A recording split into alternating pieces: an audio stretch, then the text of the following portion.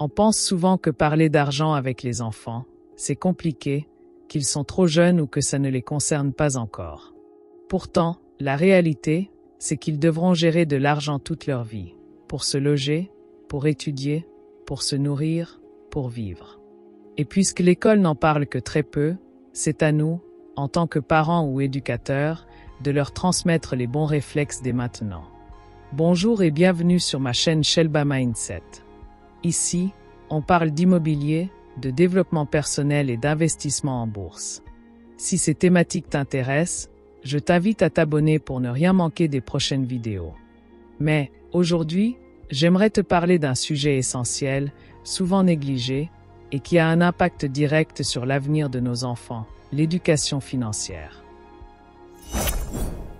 Pas besoin d'être un expert en finance ou de tout connaître sur la bourse pour leur apprendre les bases.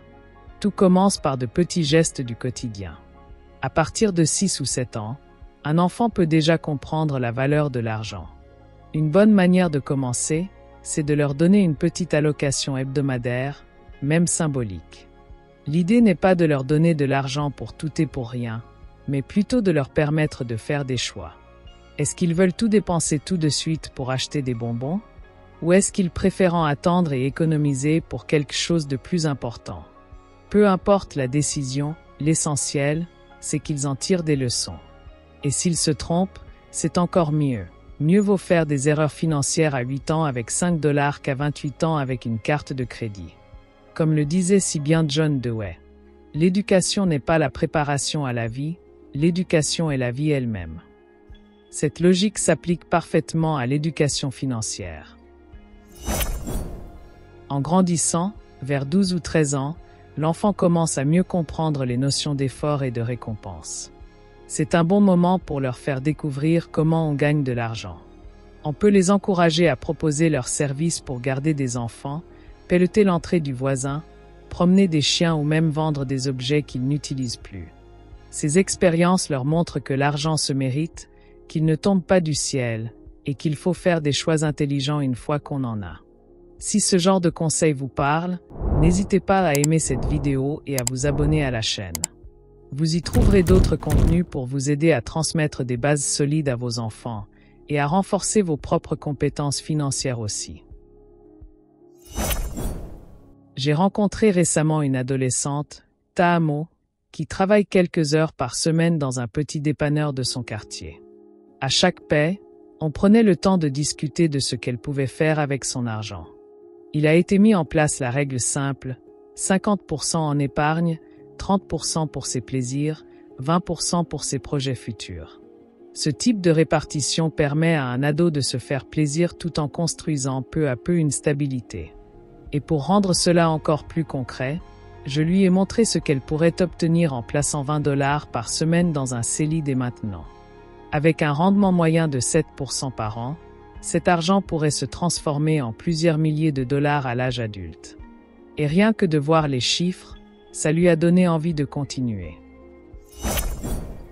En parlant de chiffres, n'hésitez pas à utiliser des exemples concrets. Les enfants retiennent mieux une histoire qu'un concept abstrait.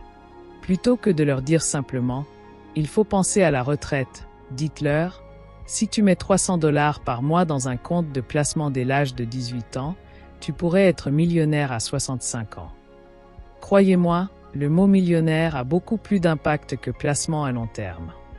Et pour appuyer vos propos, vous pouvez utiliser les simulateurs gratuits en ligne qui permettent de visualiser l'effet de l'intérêt composé sur plusieurs années.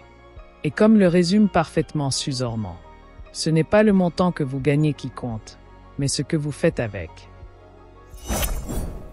Il est aussi important de faire attention à ce que l'on partage.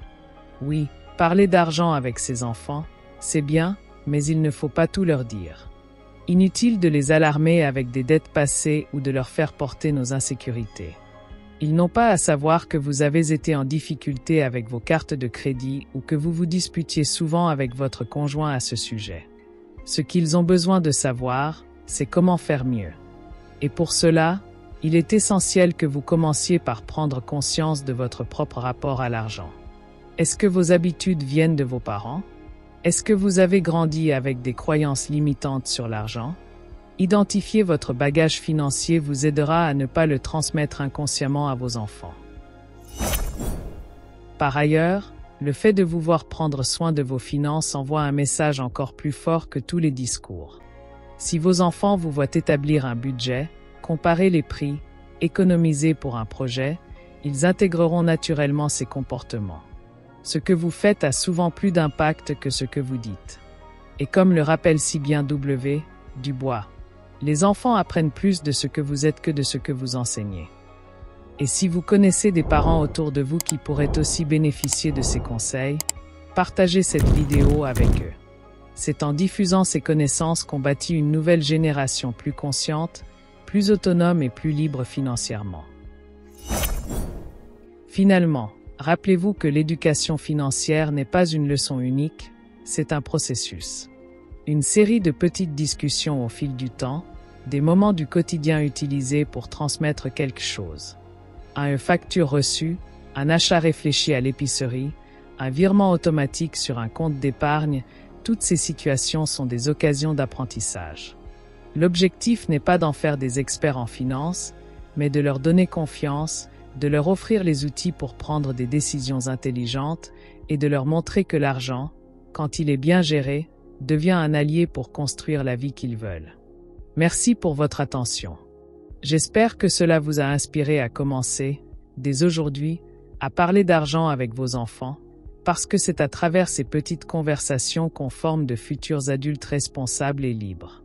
4 vidéos apparaissent à l'écran. Clique sur l'une d'elles pour continuer à développer tes compétences en finance.